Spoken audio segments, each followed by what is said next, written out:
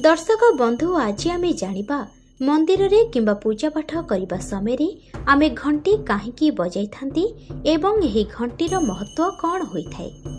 पूजा पाठ समय घंटीर विशेष महत्व रही थाए।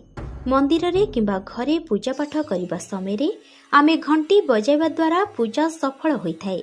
घंटीर ध्वनि समस्त प्रकार नकारात्मकता को दूर करने सह वातावरण को पवित्र एवं सकारात्मक बनाई थाए।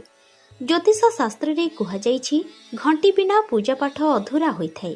मंदिर रे आमे घंटी बजाइबा द्वारा घंटीर ध्वनि रे जे कंपन सृष्टि हुए ताहा आम शरीर रे सकारात्मक प्रभाव पकाइथाय।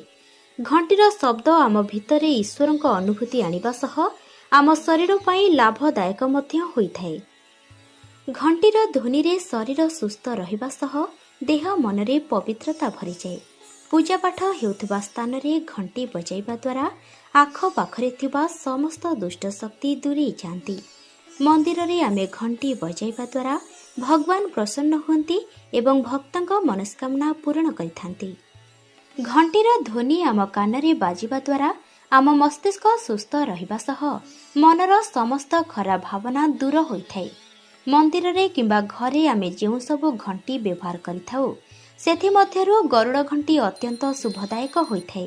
गरुड़ घंटी रे गरुड़ देवतांक छवि अंका जाइथाय। गरुड़ देव भगवान विष्णुकर वाहन होइथांती। गरुड़ देव हिंदू धर्मर एक महत्वपूर्ण पक्षी होइथिबारु से भगवानक रूपरे पूजा पाती। एही घंटी पूजा पाठ रे व्यवहार करिबा द्वारा गरुड़ देव भक्तमानक प्रार्थना सीधा भगवानक पाखरे पहुंचाई थांती।